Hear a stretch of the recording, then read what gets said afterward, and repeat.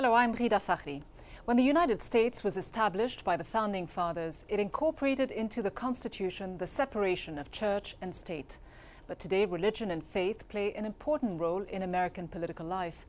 A majority of Americans describe themselves as religious. For most, it is the Christian faith.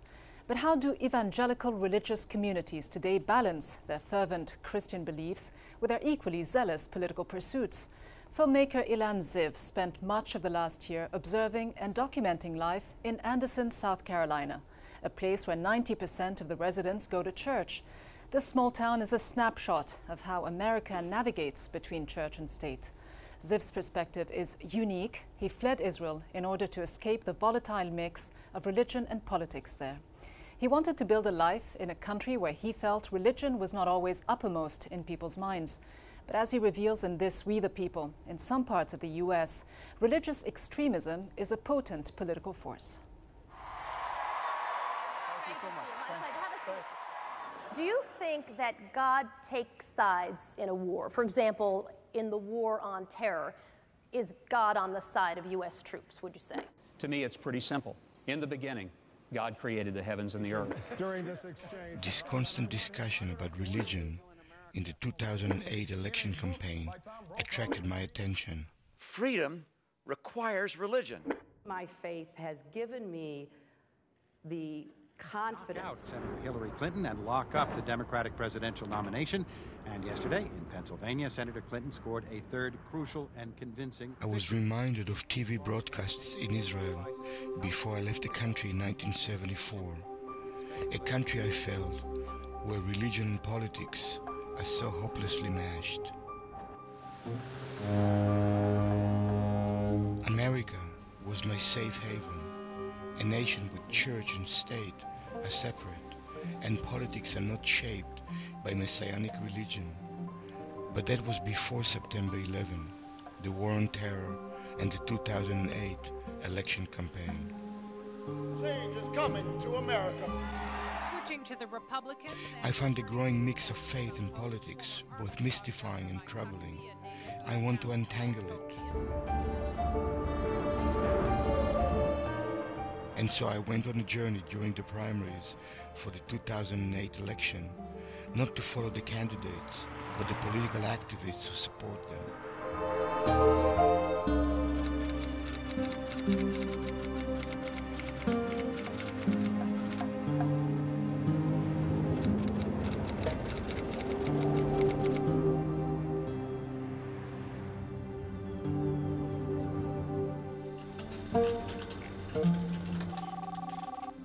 My first stop was the local newspaper, the Independent Mail.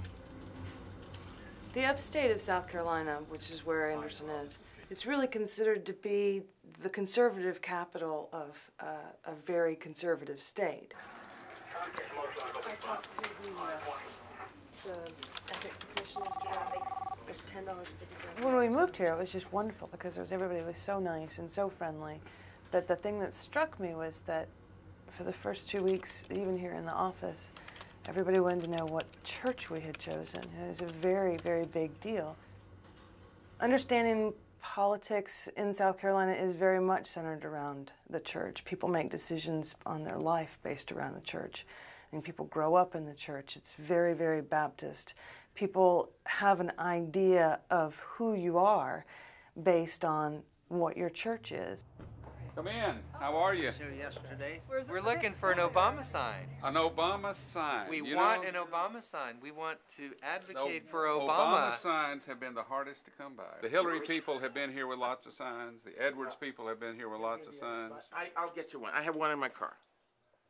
I'll get one for you. That I would love. We've been looking.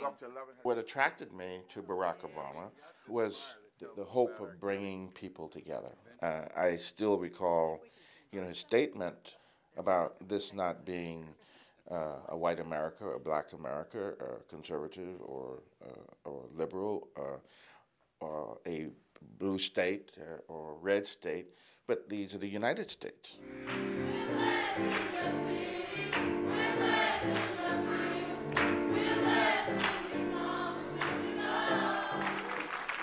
Historically, the African American community has always been controlled by its church and its political movements and measures.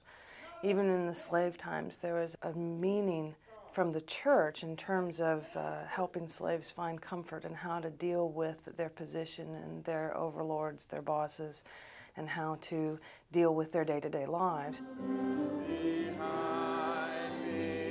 We came there for health information, for education, for social activities, and for political awareness, political issues. It saddens me what's happening in our world, in our political process even today, when there's so much backbiting and tattling. There's a cry for us to be unified as a people, as a nation, as a world. As we moved into the civil rights era, the churches were there to help be a catalyst for change, and were preaching from the pulpit that people could become more than they were, and they were entitled to the civil rights. It's no small accident that Martin Luther King was a minister.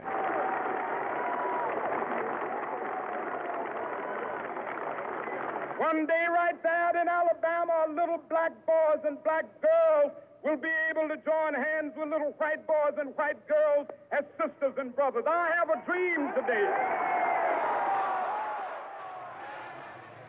What Martin Luther King did, holding up two very powerful documents, the Constitution on one hand and the Bible on the other, and calling America to look at itself through these lenses.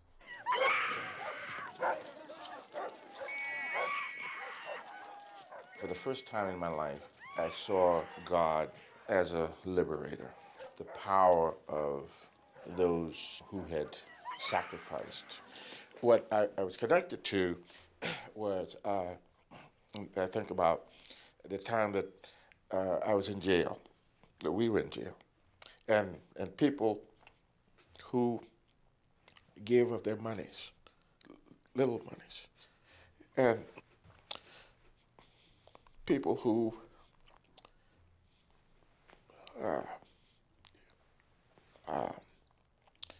mortgaged their land so that we could get out of jail. It was social, it was political, and it was spiritual.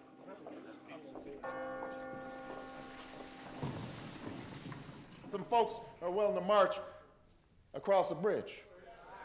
And so they got together, and Barack Obama Jr. was born.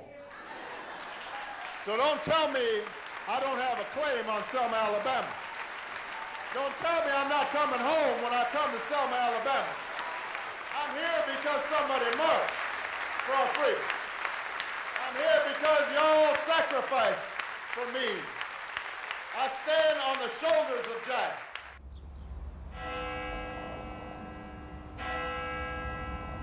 If Obama and his supporters represent a political vision born in the African American church, evangelical Christians in Anderson have their vision too.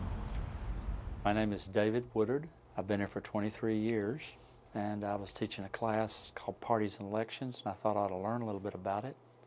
So I started running campaigns as a consultant, and that's where I found out about religion and politics. Because for Republican campaigns, you better know something about religion, because that's going to be critical for getting volunteers and getting people to vote.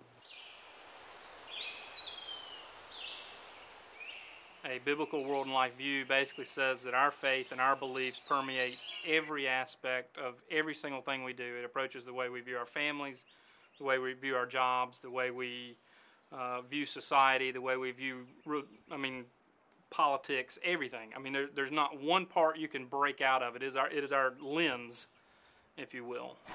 Thank you for coming out. I have opponents in this race who do not want to change the Constitution. But I believe it's a lot easier to change the Constitution than it would be to change the Word of the living God. And that's what we need to do, is to amend the Constitution so it's in God's standards rather than try to change God's standards so it lines up with some contemporary view of how we treat each other and how we treat the family. The Republican primaries in South Carolina took place before I came here. How come Mike Huckabee, who was your natural representative, lost? I really liked Huckabee. I liked his positions, but by the time that we got to the South Carolina primary, he was carrying less than 10% approval polls. I saw no way that he was going to have a chance to get elected.